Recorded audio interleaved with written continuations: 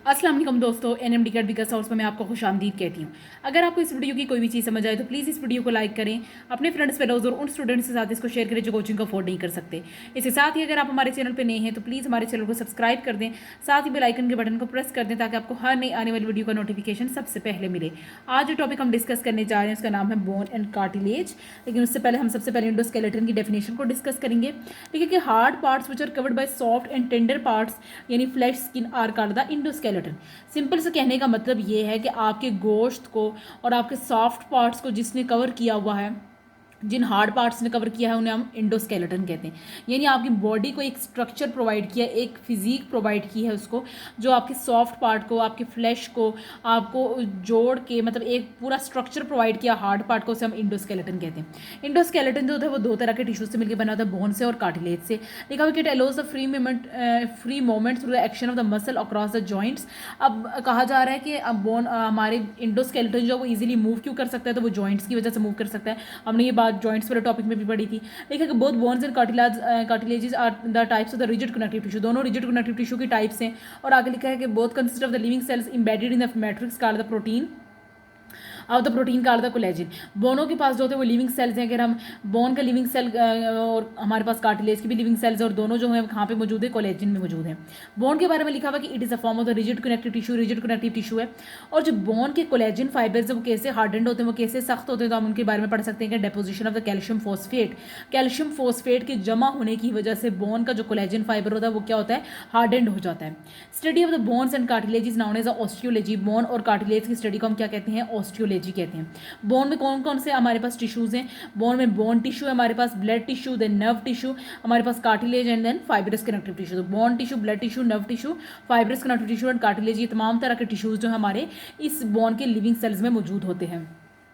आगे हम parts of bone पढ़ेंगे। Terminal broad part of the bone are known as epiphysis.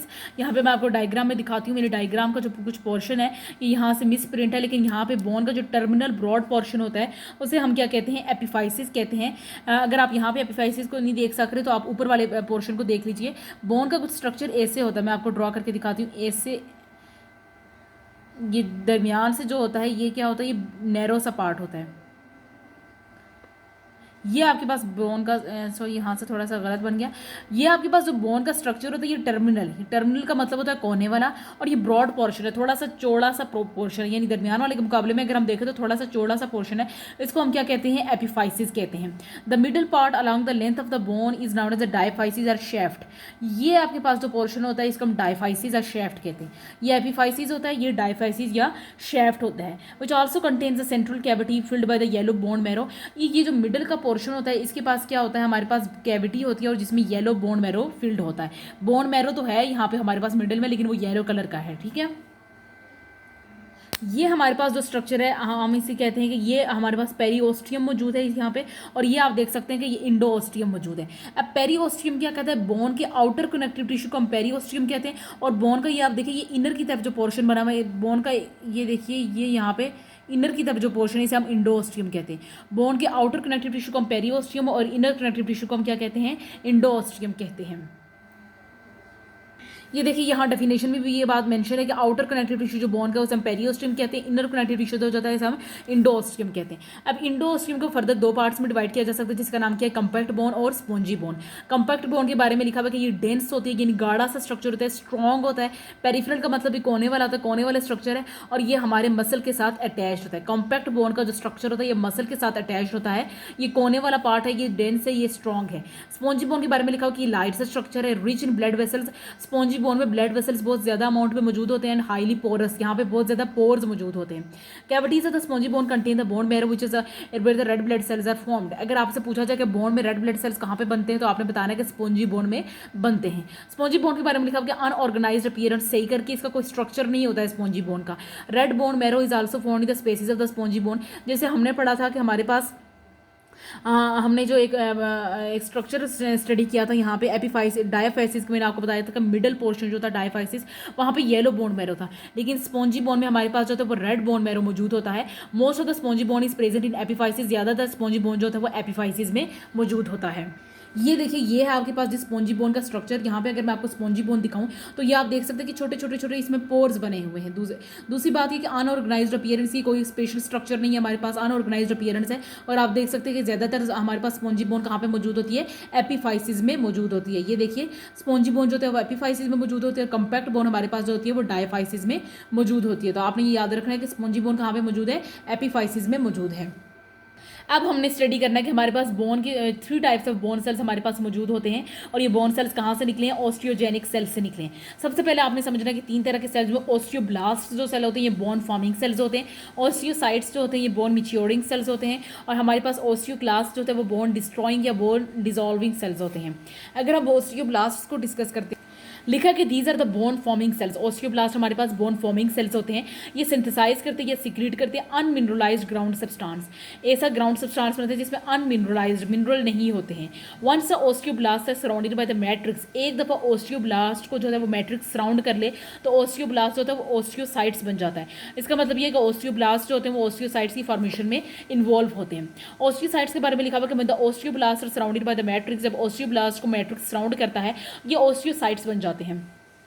Osteocytes जो होते हैं हमारे पास मिच्योर बोन सेल्स होते हैं, और ये हेल्दी बोन टिश्यू को मेंटेन करते हैं by secreting the enzymes and by influencing the bone mineral content. Bone का जो मिनरल कंटेंट होता है उसको इन्फ्लुएंस करके और सिक्रीट करके एंजाइम्स को हमारे पास ये हेल्दी बोन टिश्यू को मेंटेन करते हैं। They also regulate the calcium release from the bone tissues into the blood. ऐसी कैल्शियम जो बोन टिश्यू से ब्लड में रिलीज हुई है उसको भी ये रेगुलेट करने का काम करते हैं। हमारे पास नेक्स्ट जो मौजूद है सेल उसको हम ऑस्टियोक्लास्ट्स कहते हैं। ये बोन डिस्ट्रॉइंग सेल्स होते हैं। ये बोन की रीअब्जॉर्प्शन करवाते हैं, यानी ये बोन को ब्रेक करते हैं, और ये इनका बोन में से जो बोन को ब्रेक करवाने के बाद हड्डी को तोड़ने के बाद जो हमारे पास कैल्शियम और फॉस्फोरस रिलीज होता है वो कहाँ पे, ब्लड में शामिल कर देते हैं, और ये दोबारा से ग्रोथ और रिपेयर भी कर सकते हैं बोन को।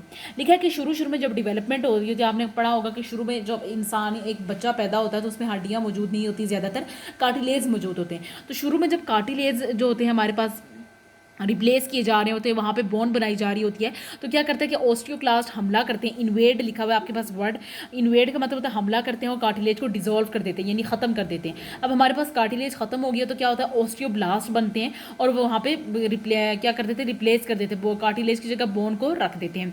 एज अ बोन्स ग्रो, जैसे जैसे हड्डियाँ ग्रो करती जाती हैं तो matrix of the bone is hard. Bone का मैट्रिक्स जो होता है वो हार्डेंड होना शुरू हो जाता है और ऑस्टियोब्लास्ट क्या हो जाते हैं, इंट्रैप्ट हो जाते हैं, यानी फंस जाते हैं हमारे पास। अब हम कार्टिलेज को डिस्कस करेंगे। कार्टिलेज के बारे में हमारे पास लिखा है कि it is much softer, elastic and flexible than the bone. हालांकि ये rigid type of connective tissue है, लेकिन ये फ्लेक्सिबल है, इलास्टिक है और सॉफ्टर है बोन से। It is a form of the elastic and rigid connective tissue and is more flexible than the bone. Bone से ज़्यादा फ्लेक्सिबल है क्योंकि इसका मैट्रिक्स जो होता है वो जेल लाइक है और इसमें बहुत सारे कोलेजिनियस और इलास्टिन फाइबर्स मौजूद हैं। कार्टिलेज का जो हमारे पास लिविंग सेल्स होते हैं हम उन्हें क्या कहते हैं, कॉन्ड्रियोसाइट्स कहते हैं। ये कॉन्ड्रियोसाइट्स जो सेल्स हैं ये क्या सिक्रीट करते हैं, फ्लेक्सिबल, इलास्टिक और नॉन लिविंग मैट्रिक्स को सिक्रीट करते हैं। आपने ये याद रखना कि यहाँ पे जो मैट्रिक्स सिक्रीट होता है वो नॉन लिविंग होता है और ये कंप्लीटली कॉन्ड्रियोसाइट्स को क्या करता है, सराउंड कर लेता है। हमारे पास कार्टिलेज और बोन का जो मेन डिफरेंस है वो यहाँ से हम स्टडी करेंगे कि ना ही कार्टिलेज में कोई बोन मैरो होती है, जैसे आपने पढ़ा था कि आपने हमारे डायफाइसिस के रीजन में आपने पढ़ा कि वहाँ पर भी हमारे पास येलो बोन मैरो था, और हमने आके जो हमारे पास इंडोस्टियम था जहाँ पर हमने स्पॉन्जी बोन को स्टडी किया था उसके पास भी रेड बोन मैरो था। लेकिन कार्टिलेज वो स्ट्रक्चर है जिसमें ना ही बोन बैरो हैं और ना ही ब्लड वेसल्स होती हैं। और एक मेन डिफरेंस ये है कि कार्टिलेज एक कनेक्टिव टिश्यू है, लेकिन अदर कनेक्टिव टिश्यूज़ के मुकाबले में कार्टिलेज का में जो ट्रांसपोर्ट का सिस्टम होता है, ट्रांसपोर्ट सिस्टम जो होता है वो सिर्फ और सिर्फ डिफ्यूजन की वजह से होता है। और आपको पहले से पता है कि डिफ्यूजन जो होता है वो एक ऑलरेडी एक स्लो प्रोसेस है, तो इसलिए हमारे पास अगर कार्टिलेज में कहीं कोई चोट वगैरह आ जाती है तो ये बहुत देर से जाके जो होता है ये हीलिंग का प्रोसेस होता है, क्योंकि कार्टिलेज में ट्रांसपोर्ट का जब आपको कोई चोट लगती है, कार्टिलेज में आपके मिनरल्स जाने हैं, तो प्रोसेस आपके पास सिर्फ और सिर्फ एक है, डिफ्यूजन का प्रोसेस। तो एक प्रोसेस के जरिए से वो मिनरल्स उस जगह पे बड़े लेट पहुंचेंगे, इसलिए अगर कार्टिलेज में कोई चोट लग जाती है तो वो बड़ी देर से जाके उसको हीलिंग का प्रोसेस स्टार्ट होता है वहाँ पे, या हीलिंग बहुत देर से होती है। आगे लिखा हुआ कि ह्यूमन का स्केलेटन इनिशियली जो होता है वो कार्टिलेज से मिलकर बना होता है और फाइब्रस मेम्ब्रेन से, लेकिन जब जब बच्चा ग्रो करता जाता है तो ये कार्टिलेज जो होता है वो बोन से रिप्लेस हो जाता है। कुछ कार्टिलेज जो होते हैं वो रिप्लेस होने के बाद भी बंदे के जिस्म में कार्टिलेज रहते हैं, और वो 3 टाइप्स के कार्टिलेज हैं, उनको हम डिस्कस करेंगे। पहला हमारे पास जो लिखा हुआ उसके बारे में लिखा कि ये पेरिकॉन्डियम है, और पेरिकॉन्डियम के बारे में लिखा हुआ है कि the matrix of the cartilage matrix is covered by the dense layer of collagen fibres known as a perichondrium. जैसे आपने पढ़ा था कि हमारे पास कॉन्ड्रियोसाइट्स जो सेल हैं, लिविंग सेल्स ऑफ कार्टिलेज कॉन्ड्रियोसाइट्स हैं, उनको सराउंड किया था मैट्रिक्स ने, लेकिन मैट्रिक्स को सराउंड कौन कर रहा है, यहाँ पे हमारे पास कोलेजन फाइबर से सराउंड कर रहे हैं, जिसे हम पेरिकॉन्ड्रियम कहते हैं। लिखा हुआ कि कार्टिलेज के मैट्रिक्स में छोटी छोटी कैविटीज भी होती हैं, जिसे हम ल्यूकेनिया कहते हैं, और ये ल्यूकेना इनके पास कार्टिलेज सेल्स होते हैं। 3 टाइप्स ऑफ कार्टिलेज जो हमारी बॉडी में रहते हैं, उनमें सबसे पहले हाइलैंड कार्टिलेज है। ये सबसे अबेंडेंट टाइप है हाइलैंड कार्टिलेज की बॉडी में। ये कहाँ पे पाई जाते हैं, मूवेबल जॉइंट्स, ऐसे जॉइंट्स जो आपके मूव कर सकते हैं, जैसे आपकी लॉन्ग बोन्स, जैसे आपकी नोज, आपकी लैरिंग्स और आपकी ट्रैकिया वगैरह में हाइलैंड कार्टिलेज मौजूद होते हैं। फिब्रो कार्टिलेज के बारे में लिखा हुआ कि it has a matrix containing the bundle of the collagen fibers. Fibro cartilage में हमारे पास बंडल्स हैं कोलेजन फाइबर्स के। ये आपके वर्टिब्राई रीढ़ की हड्डी में और आपके कार्टिलेज ऑफ द नीज, आपके घुटनों में पाई जाते हैं फिब्रो कार्टिलेज। इलास्टिक कार्टिलेज के बारे में लिखा हुआ है कि आपके कान का एक जो बाहर एक्सटर्नल फ्लैप है, पिन्ना, आपके कान का जो एक आपको बाहर का स्ट्रक्चर नजर आ रहा है, वहाँ पे ये एक्सटर्नल पिन्ना में पाए जाते हैं। आपके ईयर की जो आउटर स्ट्रक्चर होता है उसको हम पिन्ना कहते हैं, तो वहाँ पे इलास्टिक कार्टिलेज होते हैं। और आपकी एपिग्लोटिस में, एपिग्लोटिस के बारे में हम पहले भी पढ़ चुके हैं कि एपिग्लोटिस वो स्ट्रक्चर होता है जब आपका खाना एंटर हो जाता है तो एपिग्लोटिस जो होता है वो बंद हो जाता है। एपिग्लोटिस आपकी सांस की नाली को बंद कर देता है। एपिग्लोटिस आपके पास वो ढक्कन है जो सांस की नाली को बंद करेगा जब खाना आपके ओरल कैविटी से पीछे की तरफ जाता है, यानी फेरिंग्स में एंटर होता है, तब आपकी एपिग्लोटिस को बंद कर दिया जाता है ताकि कोई भी खाना या पानी का कोई ड्रॉप आपकी सांस की नाली में एंटर ना हो सके। इसके साथ ही मैं अपनी वीडियो से इजाजत लेना चाहूँगी। उम्मीद आपको ये टॉपिक अच्छे से समझ आ गया। फिर भी अगर आपको कोई चीज़ समझ नहीं आए तो आप उसे कमेंट सेक्शन में पूछ सकते हैं और अपनी राय का इजहार भी कर सकते हैं। अगली वीडियो तक मुझे इजाज़त दीजिएगा। अल्लाह हाफिज़।